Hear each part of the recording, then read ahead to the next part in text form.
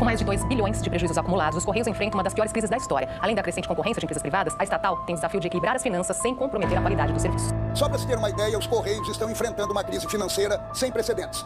Os prejuízos alcançam 2 bilhões de reais, computados do início do ano até o mês de setembro. Já deve ter aumentado. A última grande crise dos Correios foi no governo Dilma Rousseff, com um prejuízo de 2,1 bilhões, sendo que no acumulado ultrapassou os 3 bilhões. Os Correios deixaram de arrecadar mais de 2 bilhões de reais no ano passado por causa da taxação das luzinhas. Os Correios se reuniram hoje com o presidente Lula para explicar o resultado negativo da empresa, que registrou um déficit bilionário no ano passado. Segundo os Correios, um dos principais culpados pelo prejuízo bilionário na empresa é o próprio governo.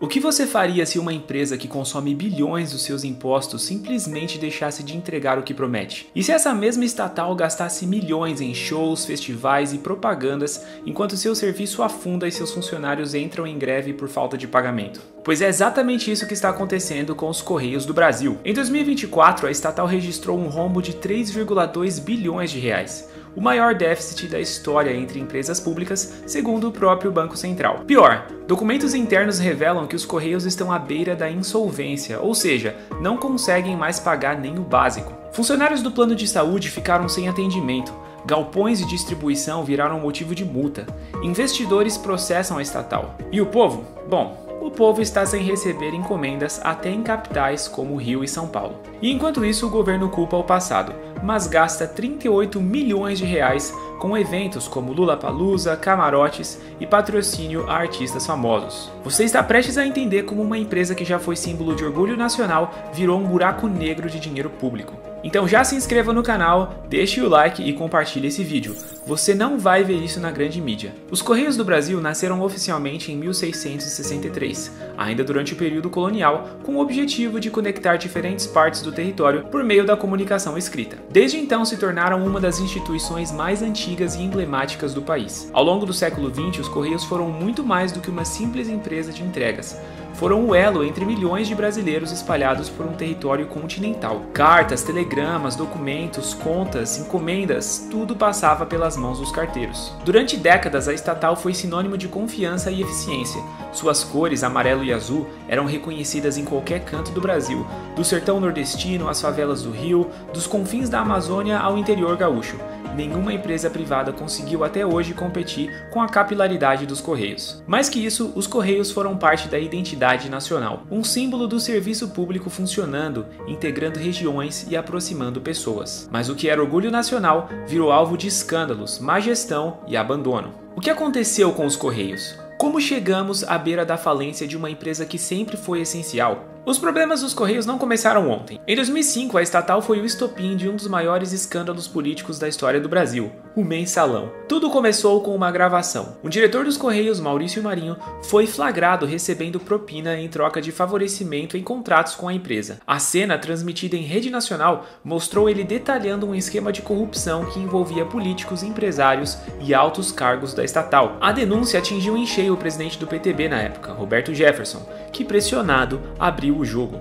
Revelou a existência de um esquema maior, comandado pelo Partido dos Trabalhadores, o PT, em que parlamentares recebiam pagamentos mensais em troca de apoio político no Congresso. Nascia ali o escândalo do Mensalão. A CPI dos Correios foi instaurada e os detalhes sórdidos vieram à tona. O dinheiro desviado da estatal alimentava campanhas, comprava apoios e sustentava uma rede de poder. A empresa, antissímbolo da integração nacional, virou exemplo de aparelhamento e uso político da máquina pública. Desde então, os Correios jamais se recuperaram totalmente. A confiança foi abalada. A estrutura usada como moeda política começou a ruir por dentro.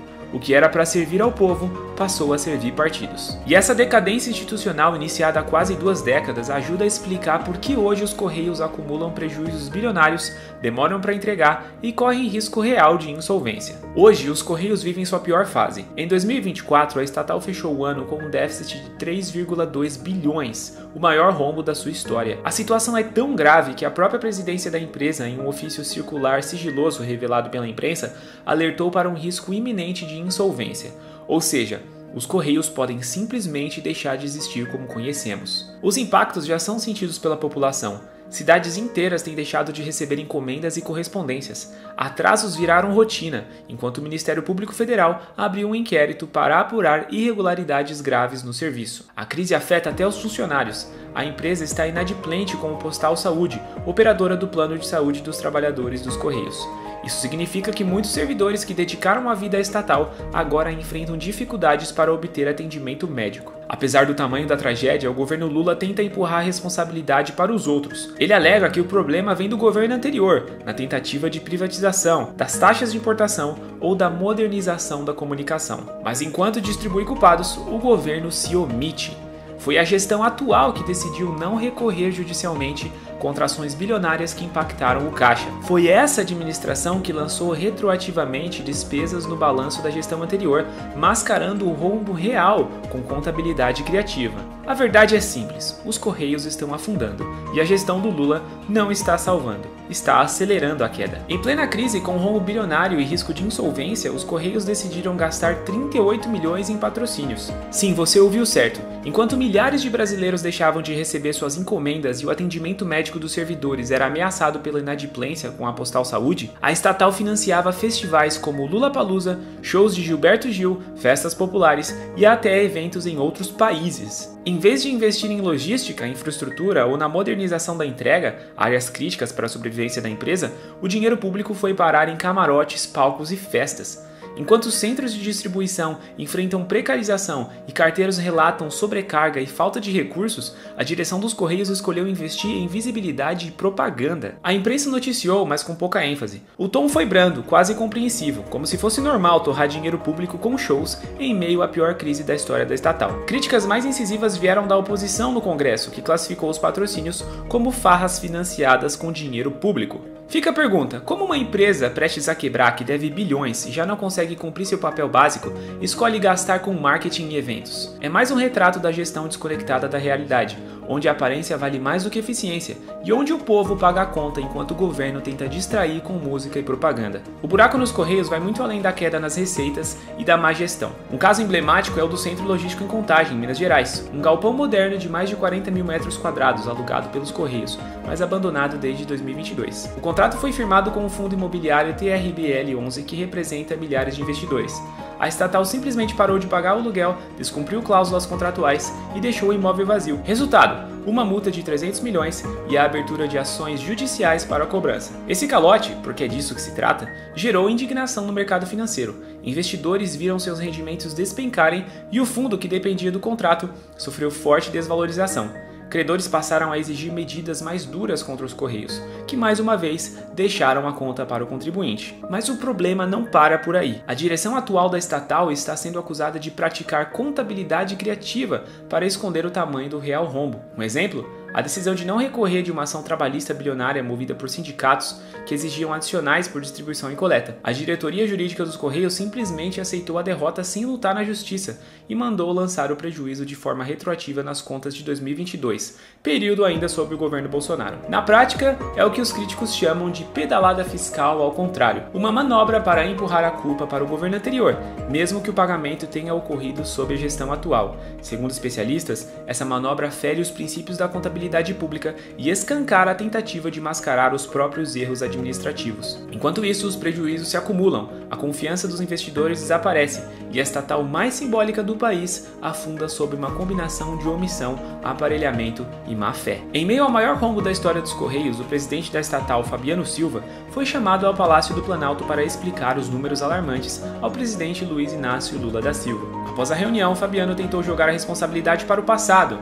Abre aspas. Era uma empresa que estava para ser privatizada, e isso traz efeitos importantes. Quando uma empresa é sucateada como foi, temos um grande trabalho para recuperar, fecha aspas. A narrativa oficial é clara, a culpa seria da herança maldita deixada por Jair Bolsonaro, que inclui os Correios no programa de privatizações, e segundo eles, paralisou investimentos. Lula teria exigido de Fabiano um plano urgente para fazer a empresa voltar a dar lucro, mas a realidade mostra outra coisa. Durante o governo Bolsonaro, a empresa registrou lucros consecutivos e reduziu gastos com patrocínios e ações de marketing. Já na atual gestão, os números explodiram para o vermelho, com um déficit de 3,2 bilhões, risco de insolvência e uma série de decisões administrativas questionáveis. O embate virou disputa política. De um lado, a gestão atual diz estar consertando erros do passado.